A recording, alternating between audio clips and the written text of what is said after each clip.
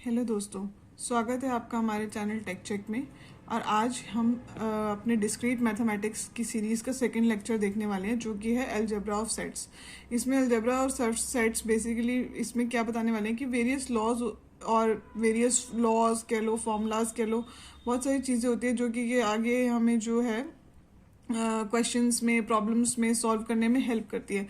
तो उसके लिए बहुत सारे लॉज बने हुए हैं इस अलजेब्रा को सॉल्व करने के लिए। तो अभी हम उन लॉज को ही एक एक करके देखने वाले हैं। तो सबसे पहला लॉ है हमारा एडम्पोर्टेंट लॉ, जिसमें बेसिकली क्या आता है, यूनियन और इंटरसेक्शन। यूनियन का मतलब क्या होता है, दो चीज़ों को मिला देना, है ना। और इंटरसेक्शन का मतलब क्या होता है कि दो चीज़ों में से कुछ कॉमन निकालना। फॉर एग्जाम्पल यहाँ पे हम एग्जाम्पल भी देख लेते हैं। ये दो सेट्स हैं हमारे, ए और बी। इसके कुछ एलिमेंट्स हैं, इस बी सेट के कुछ एलिमेंट्स हैं। अगर ए यूनियन बी पूछा जाए, अगर आपसे पूछा जाए ए यूनियन बी क्या होगा, तो ए यूनियन बी बेसिकली ए और बी का मिक्सचर होगा। मिक्सचर में बट अगर कोई एलिमेंट दोनों में है तो ये नहीं है कि उसको दो बार लिखेंगे, उसको लिखेंगे एक ही बार। जैसे कि अगर ए देखें तो ए है 1 2 3 और बी क्या है 2 3। तो ए यूनियन बी क्या होगा 1 2 3। क्यों? क्योंकि ए और बी में दोनों में 1, तो चलो ए में तो 1 है तो 1 तो आएगा ही आएगा। बी, ए और बी दोनों में 2 2 है तो 2 एक ही बार आएगा। ए और बी दोनों में 3 3 है तो 3 एक ही बार आएगा। तो ये हो गया हमारा ए यूनियन बी, मतलब दोनों के एलिमेंट्स उठा लिए। पर डुप्लीकेट एलिमेंट्स नहीं होने चाहिए, यूनिक एलिमेंट्स होने चाहिए, क्योंकि सेट में डुप्लीकेसी नहीं होती है, राइट। अब आ जाते हैं इंटरसेक्शन पे। इंटरसेक्शन क्या है, जैसे ए, ये एक साइन है इंटरसेक्शन, ए डैश। मान लो अब यहाँ पे हमने एक एग्जांपल लिया कि दो सेट्स हैं ए और बी, ठीक है। इसके कुछ एलिमेंट्स है, इसके कुछ एलिमेंट्स है। अगर पूछा जाए ए इंटरसेक्शन बी क्या होगा, तो अब आपको क्या निकालना है कि इसके कॉमन एलिमेंट्स निकालने हैं, ठीक है। कॉमन, अब देखो ए में 1 है पर बी में 1 नहीं है, तो ये दोनों में कॉमन नहीं हुआ तो ये नहीं आएगा। ए में 2 है, बी में 2 है, हाँ ये दोनों में है तो ये आ जाएगा। 3 दोनों में है तो ये आ जाएगा। तो ये ए इंटरसेक्शन भी हो गया, जो दोनों के अंदर प्रेजेंट हो वो होता है इंटरसेक्शन। तो ये हमारा फर्स्ट लॉ हो गया, एडम्पोर्टेंट लॉ। नेक्स्ट लॉ आ जाता है एसोसिएटिव लॉ। इसका क्या होता है, ये क्या होता है हमारा, ए यूनियन बी ब्रैकेट में union C is equals to A union bracket में बी यूनियन सी। मतलब ये कह रहे हैं कि अगर हम कैलकुलेशन करें, ठीक है, 2 सेट्स 3 सेट्स बेसिकली हम इसमें लेंगे, और अगर हम कैलकुलेट करें तो ये जो हमारा जो हमारा लेफ्ट हैंड साइड है वो राइट हैंड साइड के इक्वल होगा। जैसे कि अभी हमने एक एग्जांपल भी लिया है इसको चेक करने के लिए।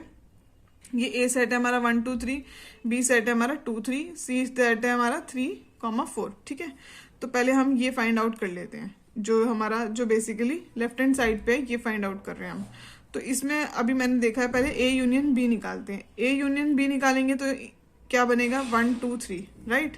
फिर ए यूनियन बी को यूनियन करना है किसके साथ, सी। मतलब इन दोनों का जो रिस्पॉन्स आया, इन दोनों को यूनियन करने पे जो रिस्पॉन्स आया उसको हमें यूनियन करना है किसके साथ, सी वाले सेट के साथ।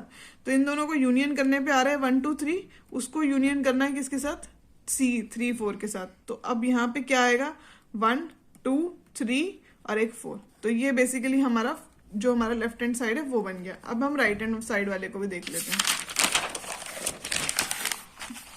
तो राइट हैंड साइड के लिए मैंने दोबारा से यहाँ पे वैल्यूज लिख ली हैं। तो सेकंड हमारा को क्या बनाना था, ये बनाना था, ठीक है। तो इसमें हम पहले बी यूनियन सी निकाल लेते हैं। बी और सी का यूनियन, बी और सी का यूनियन क्या होगा 2 3 और 4, राइट। यही होगा ना, 2 3 और 4। 3 दोनों में तो एक बार आएगा, बाकी 2 बी में है और 4 जो है वो सी में। तो बी यूनियन सी हो गया 2 3 4। अब इसका जो रिजल्ट आया इसको किसके साथ यूनियन करना है, ए के साथ। तो 2 3 4 तो हमने यहाँ पे लिखा है और इसको यूनियन करना है किसके साथ, ए के साथ। तो ए क्या है 1 2 3। तो यहाँ पे 1 2 3 को बेसिकली हम यूनियन करेंगे 2 3 4 के साथ। तो हमारा क्या आ गया 1 2 3 4। अभी आपने पीछे देखा, यही राइट हैंड साइड की वैल्यू निकली थी, यही हमारे यही हमारी लेफ्ट हैंड साइड की वैल्यू निकली थी और यही इस वाले राइट हैंड साइड की निकली। तो ये इक्वल है, तो ये लॉ जो है प्रूफ हो जाता है, राइट। अब इसमें एक और चीज है, इसी लॉ में, सेम लॉ में एक और बात ये कहते हैं, A intersection B intersection C जो है वो इक्वल है ए इंटरसेक्शन ब्रैकेट में बी इंटरसेक्शन सी के। इसको भी एक एग्जांपल के साथ हम चेक कर लेते हैं फटाफट से। एक ए सेट लिया है, बी सेट लिया है, सी सेट लिया है। पहला हम अपना लेफ्ट हैंड साइड वाला वेरीफाई कर रहे हैं। ठीक है। तो पहले इसमें हम ए इंटरसेक्शन बी निकालेंगे, दोनों का इंटरसेक्शन ए और बी का इंटरसेक्शन क्या होगा 2,3, दोनों में 2,3 है तो 2,3 जो इनका इंटरसेक्शन हो गया। अब इसके इंटरसेक्शन को इंटरसेक्शन करना है किसके साथ, सी के साथ। ये आया 2, 3 और सी के साथ इंटरसेक्शन किया 3, 4, तो इन दोनों में कॉमन क्या है 3, तो इसलिए इस टोटल का रिजल्ट क्या आया 3। अब हमारा जो राइट हैंड साइड का एक्सप्रेशन है उसको हमने वेरीफाई करना है। ये हमारा राइट हैंड साइड का एक्सप्रेशन था, तो अब पहले हम बी इंटरसेक्शन सी कर लेते हैं। ठीक है, यहाँ पे एलिमेंट्स भी दिख रही है, बी इंटरसेक्शन सी कर लेते हैं। बी और सी का इंटरसेक्शन क्या होगा 3, है ना। तो बी इंटरसेक्शन सी आया 3। अब इनको पूरे को इंटरसेक्शन करना है किसके साथ, ए के साथ। तो यहाँ पे अगर हम देखें कि 3 का इंटरसेक्शन ए के साथ क्या होगा 3, तो ये पूरे का रिजल्ट भी क्या आया 3, तो ये दोनों इक्वल हैं, राइट। तो ये हो गया, यहाँ पे ये वाला भी करेक्ट लॉ है, प्रूफ हो जाता है। नेक्स्ट हमारा थर्ड लॉ आता है कॉम्युलेटिव लॉ। ठीक है, ये कॉम्युलेटिव लॉ कहता है A union B is equals to B union A. A union B करो या बी यूनियन ए करो, दोनों सेम ही आएंगे। तो यहाँ पे हमने 2 सेट्स लिए हैं उसी के एग्जाम्पल के लिए। ए यूनियन बी क्या होगा 1, 2, 3, बी यूनियन ए भी क्या होगा 1, 2, 3, राइट। तो ये भी इक्वल हो गया। अब नेक्स्ट बात ये कहता है ए इंटरसेक्शन बी कर लो या बी इंटरसेक्शन ए, ये भी इक्वल होते हैं। तो यही सेम सेट से हमने ये भी चीज चेक कर ली। ये हमारा ए सेट है, ये हमारा बी सेट है। ए इंटरसेक्शन बी करेंगे तो इंटरसेक्शन में क्या आएगा 2, 3, बी इंटरसेक्शन ए करेंगे तब भी 2, 3, क्योंकि कॉमन एलिमेंट्स ही निकालने हैं हमने इंटरसेक्शन में। तो ये भी लॉ जो है वो हमारा प्रूफ हो जाता है। नेक्स्ट आता है डिस्ट्रीब्यूटिव लॉ। डिस्ट्रीब्यूटिव लॉ क्या कहता है, जैसे हमने पीछे वाले लॉ में पढ़ा था, हमारा जो हमारा ये वाला लॉ था, जो हमारा सेकंड लॉ था ये एसोसिएटिव लॉ, तो इसी तरह से यहाँ पे डिस्ट्रीब्यूटिव लॉ में भी कुछ इसी टाइप से होता है कि हमने बेसिकली डिस्ट्रीब्यूट करा हुआ है सेट्स को। यहाँ पे पहला लॉ नंबर 1 ये है इसका, ए यूनियन ब्रैकेट में बी इंटरसेक्शन सी, ये किसके इक्वल है A union B intersection A union C के। तो यहाँ पे हमने एग्जाम्पल्स ले लिए, ए बी और सी, 3 सेट्स ले लिए। ठीक है, अब इसमें हम पहले ये वाला चेक करेंगे, A union B intersection C. तो पहले बी इंटरसेक्शन सी निकाला, बी इंटरसेक्शन सी निकालेंगे तो क्या कॉमन है इनमें 3। ठीक है, अब उसका किसको क्या करना है, यूनियन करना है ए के साथ। ए के साथ यूनियन करेंगे 3 का तो क्या आएगा 1, 2, 3। ठीक है, अब आ जाते हैं सेकेंड वाले का। अब ये कह रहे हैं ए यूनियन बी बताओ। ए यूनियन बी बताएंगे तो क्या आएगा, इसमें 2, 3 है, ये 1, 2, 3 है, 1, 2, 3। और ए यूनियन सी बताओ, ए यूनियन सी भी कर लेते हैं। ठीक है, ए और सी का यूनियन करेंगे तो क्या आएगा 1, 2, 3, 4, राइट। अब इन दोनों का जो यूनियन आया उसका इंटरसेक्शन करना है, तो वो क्या होगा 1, 2, 3, राइट। 1, 2, 3 होगा ना, क्योंकि कॉमन एलिमेंट्स इसमें 1, 2, 3 ही है। तो ये दोनों जो हमारे थे लेफ्ट हैंड साइड और राइट हैंड साइड, ये इक्वल आ गए। तो इससे ये लॉ हमारा डिस्ट्रीब्यूटिव लॉ का फर्स्ट एक्सप्रेशन प्रूफ हो जाता है। अब आ जाते हैं हम सेकेंड वाले पे। इन्होंने एक और बात कही है, इन्होंने कहा है कि A intersection B union C is equals to A intersection B union A intersection C. तो इसी चीज के लिए फिर से मैंने एक एग्जांपल ले लिया है। तो पहले हम जो हमारा लेफ्ट हैंड साइड वाली चीज है उसको सॉल्व कर लेते हैं। पहले हमने निकाला बी यूनियन सी, बी को सी के साथ यूनियन करेंगे तो क्या आएगा 2, 3 और 4, राइट। फिर ए के साथ इंटरसेक्शन करना है 2, 3, 4 का। 2, 3, 4 का ए के साथ इंटरसेक्शन करेंगे तो इसमें क्या ही कॉमन है 2 और 3, तो ये क्या आ जाता है 2, 3। अब यहाँ पे ये वाला देखते हैं, ए इंटरसेक्शन बी करो, ए और बी का इंटरसेक्शन निकालेंगे तो क्या आएगा 2, 3, और ए और सी का इंटरसेक्शन निकालेंगे तो क्या आएगा 3, और इन दोनों का यूनियन क्या करेंगे तो क्या आएगा 2, 3 अल्टीमेटली। तो ये दोनों भी क्या हो जाते हैं, इक्वल हो जाते हैं। तो इससे हमारा जो सेकंड एक्सप्रेशन है वो भी जो है प्रूफ हो जाता है। अब आता है हमारा D Morgan's law. D Morgan's law क्या होता है, ये बेसिकली क्या निशान है, कॉम्प्लीमेंट का निशान है। ये कह रहे हैं ए यूनियन बी का complement is equals to A complement intersection B complement.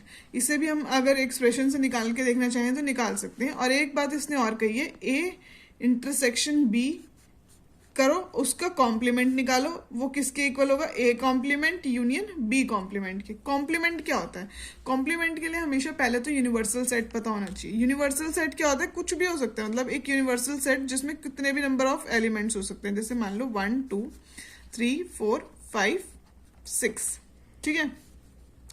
अब मान लो कि एक सेट है ए, इसमें 1, 2, 3 एलिमेंट्स हैं। अब मान लो ये यूनिवर्सल सेट से कोई पूछे कि इसका ए कॉम्प्लीमेंट निकालो, ठीक है। ए कॉम्प्लीमेंट का मतलब पता है क्या होता है कि जो ये यूनिवर्सल सेट है ना, इसमें से ए के एलिमेंट्स माइनस कर दो, मतलब ऐसे एलिमेंट्स जो ए में नहीं है वो ए के कॉम्प्लीमेंट होंगे। 1 ए में है तो 1 नहीं आ सकता, 2 ए में है 2 भी नहीं आ सकता यूनिवर्सल सेट से, 3 ए में है 3 भी नहीं आ सकता। इनके अलावा कौन से एलिमेंट्स हैं यूनिवर्सल सेट के पास? 4, 5 और 6। तो ए कॉम्प्लीमेंट क्या होगा? 4, 5 और 6। ये बेसिकली हमारा कॉम्प्लीमेंट होता है। ऐसे हम किसी भी सेट का कॉम्प्लीमेंट निकालते हैं जब हमारे पास गिवन यूनिवर्सल सेट होता है, तो ठीक है। तो ये होता है कॉम्प्लीमेंट। अब यहाँ पे हम कह रहे हैं पहले यूनियन करो, फिर यूनियन का एक यूनिवर्सल एरे के साथ कॉम्प्लीमेंट निकालेंगे। तो वो बेसिकली इंडिविजुअल, जब हम ए का कॉम्प्लीमेंट निकालेंगे और बी का कॉम्प्लीमेंट निकालेंगे, उनका इंटरसेक्शन करेंगे तो वो इक्वल आएंगे। सिमिलरली ये चीज कही गई है। तो ये होता है हमारा basically D Morgan's law. Okay, 6th है हमारा आइडेंटिटी लॉ। आइडेंटिटी लॉ क्या कहता है कि ए यूनियन फाई क्योंकि हर एलिमेंट में प्रेजेंट होता है ना, हर सेट में, हर सेट में हमारा फाई होता है। तो ए यूनियन फाई किसके इक्वल होता है? ए के इक्वल होता है, क्योंकि ए और फाई नल सेट को मिलाओगे, ए सेट में कुछ है और एक एम्प्टी सेट है, तो उसका यूनियन करोगे तो ए ही आएगा। ए इंटरसेक्शन फाई भी ए ही होगा।